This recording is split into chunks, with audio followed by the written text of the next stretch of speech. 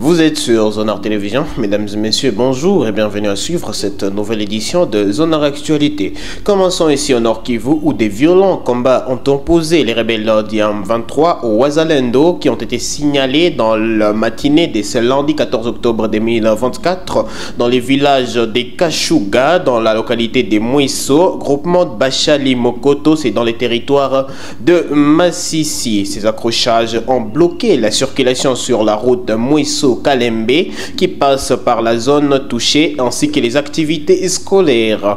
Par ailleurs, d'autres coups de feu ont été signalés à Ibuga, un village voisin des Kashuga, mais situé dans les territoires des Rutshuru en chefferie des Bwito, où d'autres affrontements serrés en cours entre les mêmes rebelles d'Iam 23 et le groupe Wazalendo CMC. Aucun bilan pour le moment, mais nous y reviendrons dans nos prochaines éditions. Et puis peut-être vers la levée de l'état des sièges dans le Nord Kivu et l'Ituri, le président de la République démocratique du Congo, lors de son dernier conseil des ministres tenu le vendredi dernier, rappelé les chemins parcourus depuis l'instauration de l'état des sièges dans les provinces du Nord Kivu et de l'Ituri et a invité la première ministre, Madame Judith Suminwa, à engager à nouveau son gouvernement dans l'évaluation et la mise en œuvre complète des mesures d'assouplissement dictées. Il s'agira donc d'assurer la scolarité aisée des enfants et créer un environnement favorable au développement économique et à l'entrepreneuriat en mettant en exergue les mesures d'assouplissement fiscal déjà prises consécutivement à l'option levée lors de la 7e réunion des conseils des ministres le 26 juillet 2024 de soutenir les entreprises opérant dans les provinces sous état de siège. Un rapport d'exécution de la présente instruction est à produire dans les 30 jours afin que soient prises les décisions idoines concernant cette partie de la République. Et puis en diplomatie, la République démocratique du Congo et le Rwanda sont parvenus à un accord sur les activités de la responsabilité respective contenues dans les plans harmonisés de neutralisation du désengagement des FDLR ainsi que la levée des mesures de défense des forces rwandaises RDF.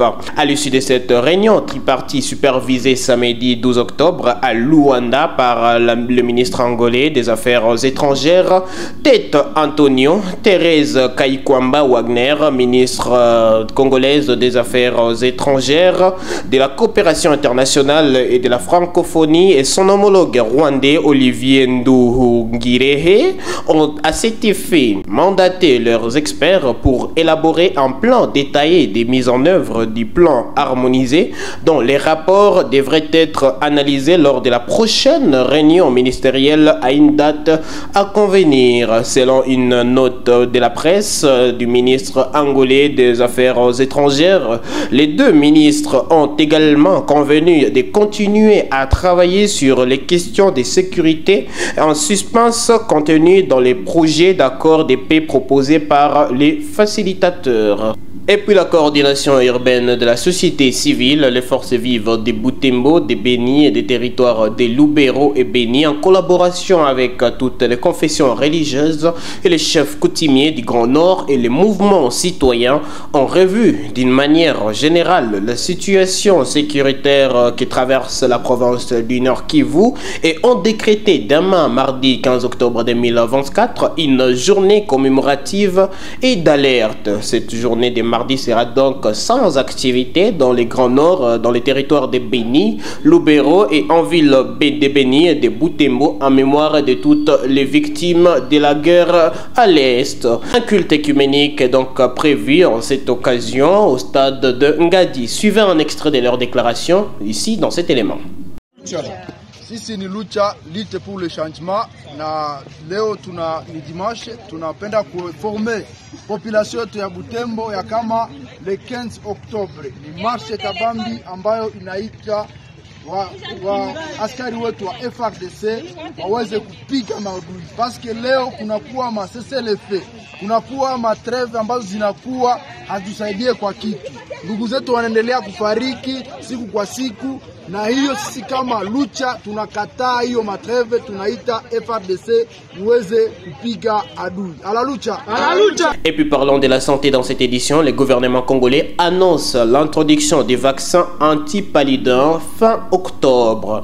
C'était au terme de la 17e réunion des ministres présidée par le président de la République Félix-Antoine Tshisekedi Tshilombo, que les ministres de la Santé publique, Hygiène et Prévoyance sociale Samuel Roger Kamba a informé les membres du gouvernement de l'introduction en République démocratique du Congo à partir du 4e trimestre de l'année en cours du vaccin anti-paludisme conformément à la stratégie technique mondiale d'élimination du paludisme d'ici 2030. D'après les ministres, le vaccin R21 Matrix M sera administré aux enfants de 6 à 24 mois à partir du 29 octobre 2024 dans la région du Congo central en province pilote avant de s'étendre dans d'autres provinces.